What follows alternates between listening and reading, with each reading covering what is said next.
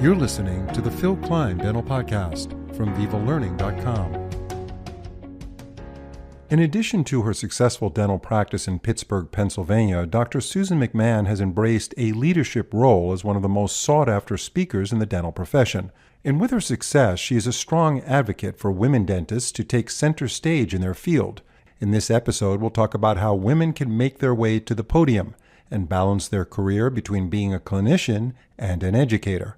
Dr. McMahon will be joining us in a moment, but first, we all know that to achieve healthy, beautiful smiles, we sometimes need to align the teeth. And to do so, aligner therapy is a great option. So why not set your practice apart with 3M Clarity Aligners Flex? Designed for comfort, Clarity Aligners Flex feature a thin, flexible design, yet they deliver excellent force persistence over a 2-week period. Plus, they resist scratching and stains, and they're backed by a dedicated clinician team providing support every step of the way. With a variety of affordable case-type options, single or dual arch, Clarity Aligners Flex offer a great value to your patients and practice. To learn more, visit 3m.com/clarity-aligners-flex. Dr. McMahon, thanks for joining us on our show. Hello, Phil. So nice to be here again. Yes, we really appreciate your input, and you've done so much great work with Viva Learning over the years, webinars, podcasts. We've written blogs about things you've talked about and some really good insight. And I know that you continue to practice in a very high-end way, which really is important to us because we love hearing about how you do things as a successful dentist who has great values as far as conservative dentistry and everything else, which is so important to our profession.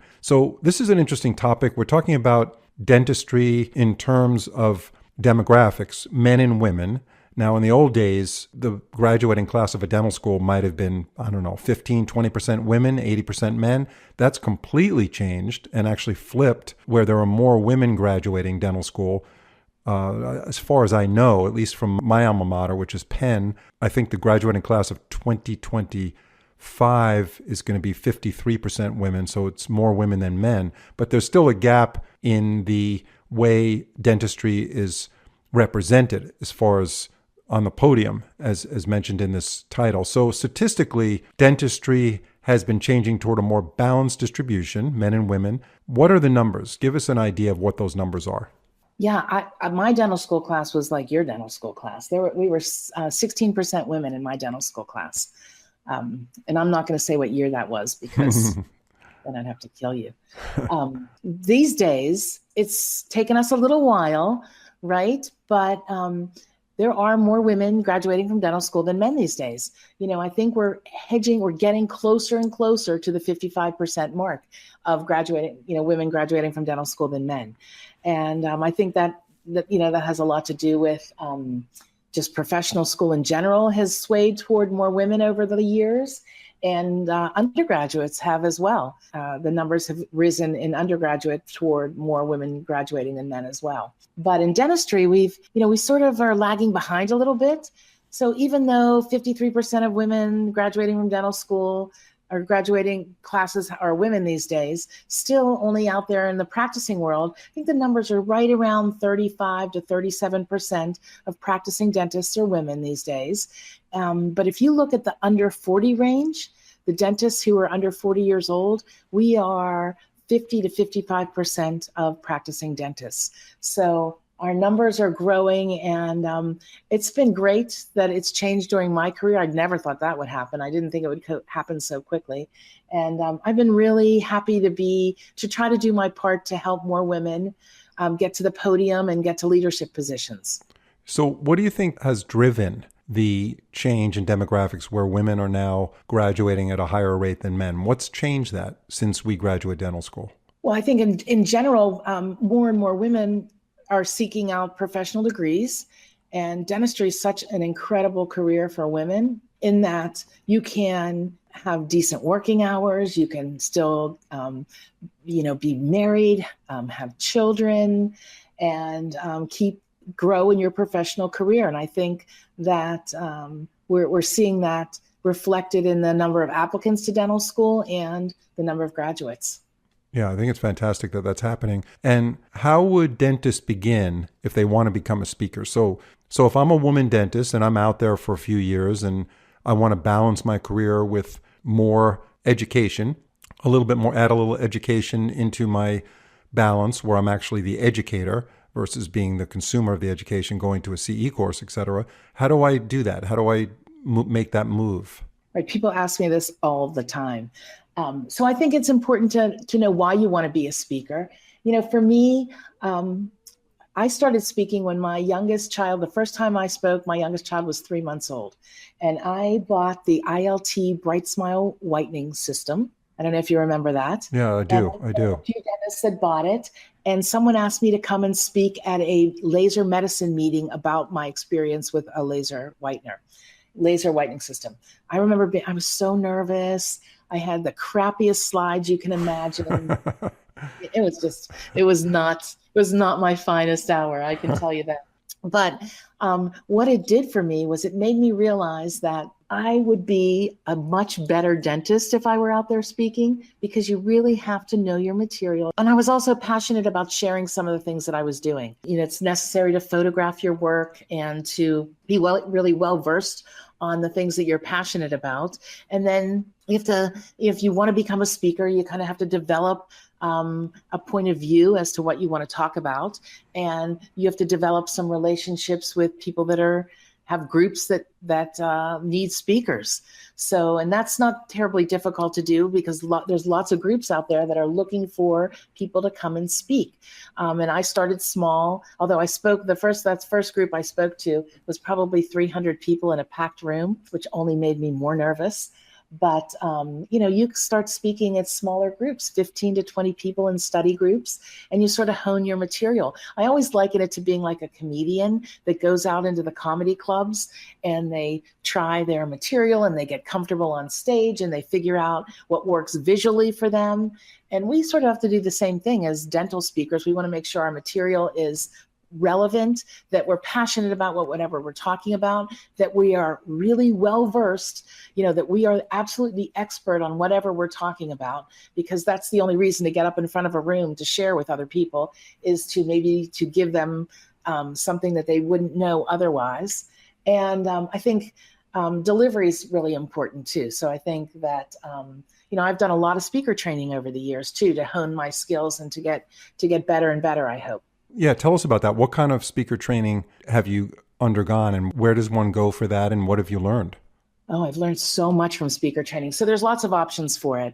I most recently got some from a group called Eloquy, and it was part of a program called the Guiding Leaders, which is a women's development program that Glidewell puts on. And they take 25 women a year and give them sort of training across the board on executive training, but also there's a segment on speaker training. And this was probably the best one I ever did. It was with a couple. The woman was a casting director and the man was an actor. And they really helped give me stage presence, talk about stage presence and things that we as dentists don't normally talk about. When that speaker gets up there, slide, click, slide, click, slide, click.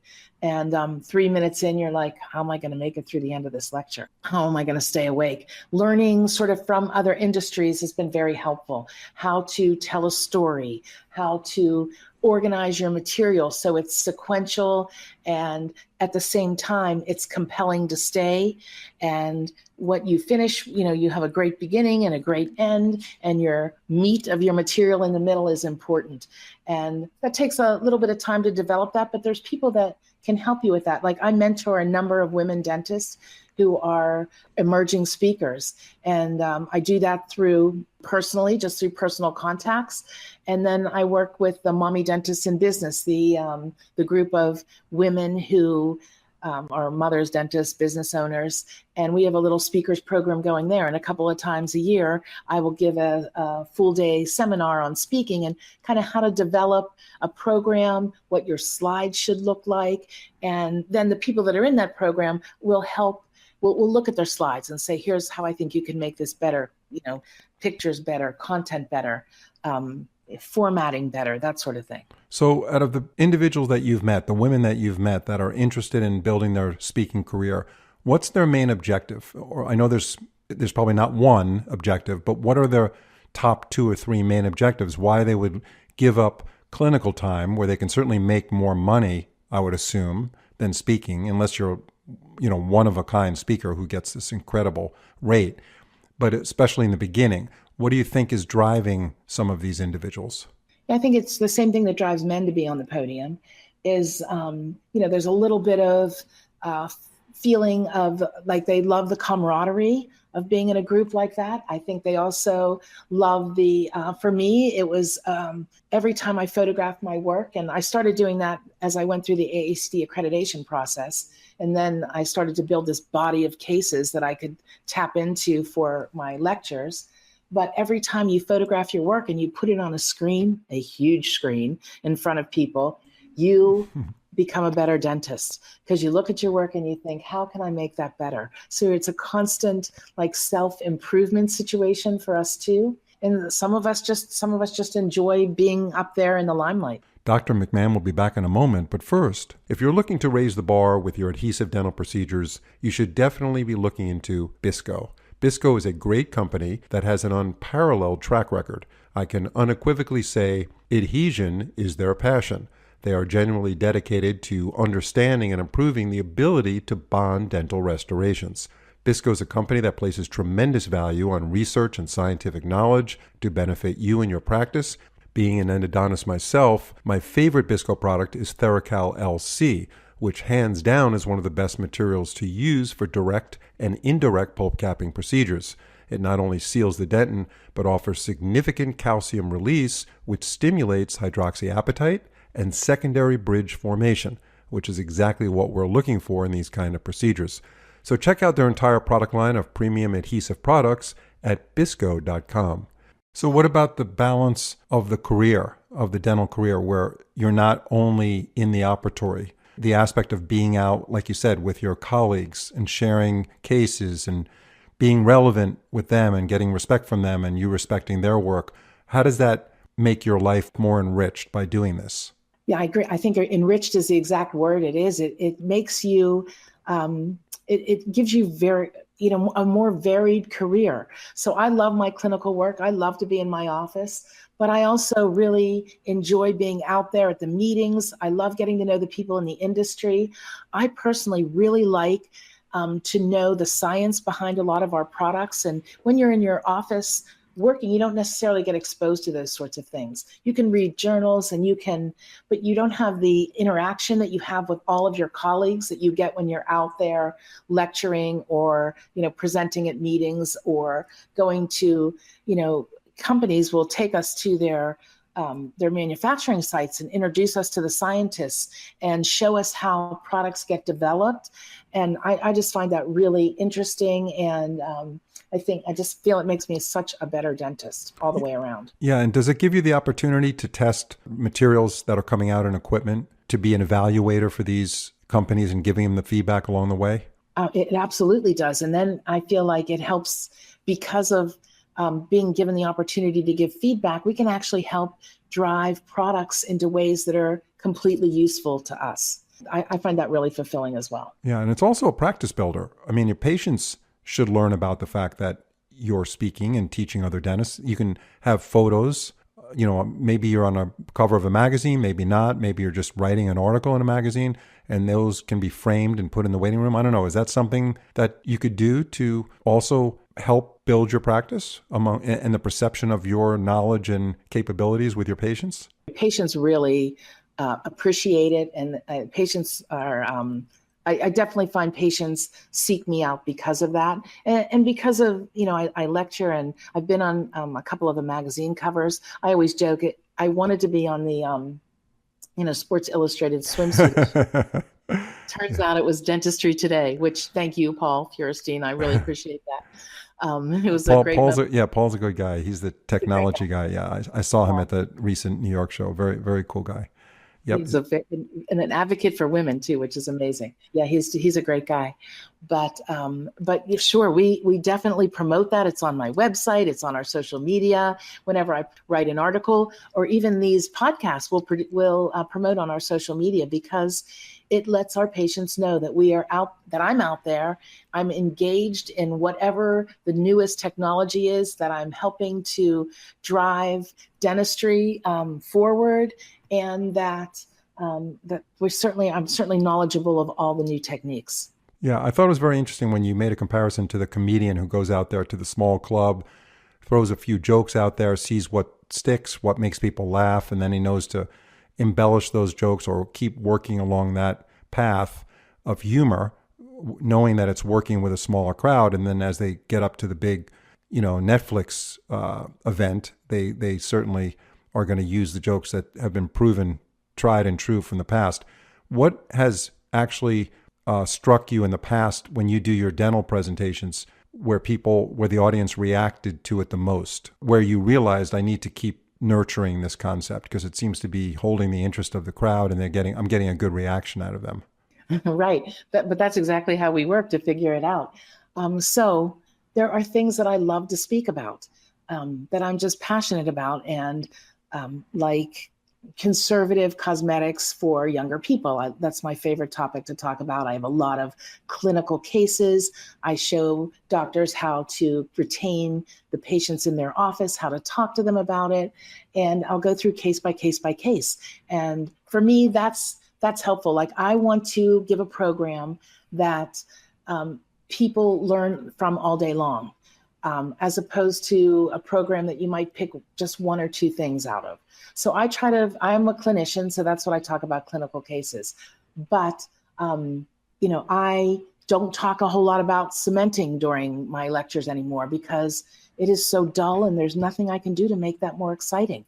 I can't put any passion in that when I talk about it. So I don't talk a whole lot about that anymore. I focus on the things that are more engaging for the audience, like engaging the staff, how to talk to the patients about it. Those are the things that they don't necessarily get from reading a journal. You can read a journal and figure out how to do cementation, but you can't necessarily read a journal and figure out how to tap into your patient's emotions and make sure that you're being mindful of that, and how your team can come and support you with that, and how you can take several different procedures and kind of bundle them together to get a good outcome that's still really conservative. It seems to me you're the kind of person who evaluates your own work in terms of you being in the audience, watching the presentation and saying, what would I be bored of? What would I start to get antsy about and start to move around in my chair and start looking at my phone? And then you kind of cut those things out of your presentation. So you're aware of how your audience is going to react to the things that you're presenting, and you pick and choose what you want to hear. Am I correct there? That's exactly right. Building my presentation in a way that I think would give me something useful to take back to the office. And your approach, of course, fits into why many dentists go to these CE courses in the first place. I mean, I know they need to get their CE credit, but in addition, they certainly want to be able to take something back to their office that they can put to use, that's practical and that they could benefit from, the practice and their patients. I think it's been a great discussion, Dr. McMahon. And as we wrap up this podcast, any closing thoughts? Yeah, I just wanted to say a few more things about, how we can see more women on the podium and in leadership, and especially on the podium. And I think that what's really powerful is that when women are on the podium, that we're supporting them. And by supporting them, I mean filling out the evaluations for the sponsors that have put them up there and for the meetings that have put them up there, and that we are supporting the companies that support women. And there's, lots of companies out there that are supporting women on the podium. And if we have choices, and we do every time we purchase something, and we need to purchase things as dentists, that we are purchasing things from these companies that are supporting more women on the podium. And you'll be able to tell, every meeting has who's sponsoring which lectures. And when we have the options and when we're thinking about buying, let's buy from the companies that are putting women up there on those podiums. Dr. McMahon, another excellent podcast. Thank you so much for your insight. We look forward to having you on more programs. And for those of you who want to hear all that Dr. McMahon has done with Viva Learning, just go to vivalearning.com, type in McMahon, McMahon, and you'll find all of her stuff. Thank you again, Dr. McMahon. We really appreciate it. Thank you so much for having me. I appreciate it. If you're enjoying this podcast, please leave a review or follow us on your favorite podcast platform. It's a great way to support our program and spread the word to others. Thanks so much for listening. See you in the next episode.